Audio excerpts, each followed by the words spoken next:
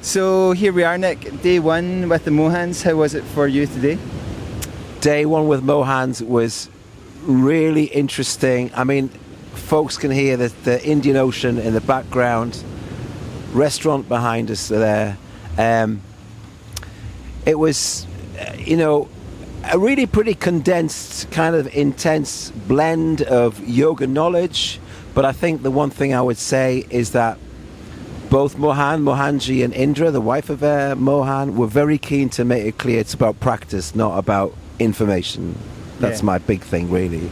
Yeah, I think the goal for them is for us to take away transformational tools. And again, the emphasis is always on the fact that we are practicing yoga for the steadiness of our mind, not for the mobility of our body or the flexibility of our body. And hopefully most people that practice with us are aware that that's what we're doing. We love running, we love moving, we love having healthy bodies, but more importantly and fundamentally is having a steady mind. Yeah, I mean, you can actually practice having an unsteady mind. You can actually, you can actually have a kind of a sense of putting yourself into situations which might cause you feeling a bit constrained, a bit unhappy, dukkha, and you want to feel that sense of feeling a bit content, sukha, I suppose. But these kind of things move around a bit, and creating this steady mind does take a practice, because you can have lots of thoughts coming at you all the time, and that's quite normal. It's this ability to replace lots of thoughts with one steady thought that keeps you focused, which is why a lot of us like to run or do hobbies, because that keeps us kind of in the moment and have a steady mind. So we know that we feel really good, not just because of the movement of running, just because we're focused and we're steady. But the yoga practice here, I think, is to give us tools that we can use away from running, so we don't always have to run to create a steady mind. Otherwise, you'd be running for like 10 hours a day every single day. Yeah, absolutely.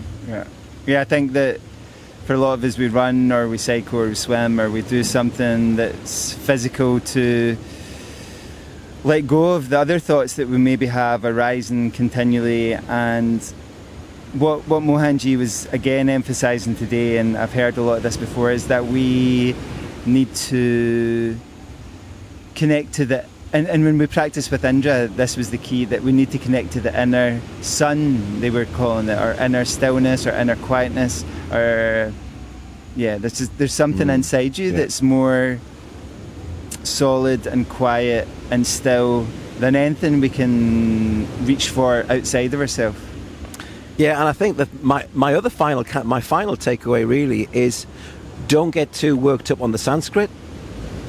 Is actually get a sense of the feeling of, and you can't describe to someone how you're really feeling. And they were very keen to say that feeling of intention, that feeling of steadiness, that feeling of quietness is something that you might want to develop an inner dialogue with, but don't get too worked up about learning complex yoga words.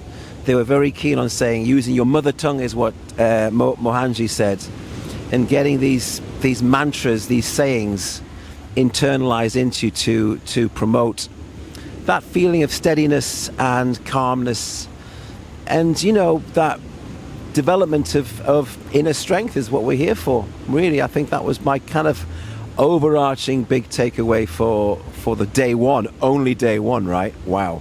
Yeah. So one final thing, Nick always likes to quote David Rudisha, that good feeling with the ground, it's creating that good feeling with yourself, right? So creating this continual good feeling with yourself. That's good. So that's good. Day one, it's been a beautiful day. We're happy to be here. We'll say goodbye. Maybe check in tomorrow if we get the time. Okay, bye everyone. Bye-bye.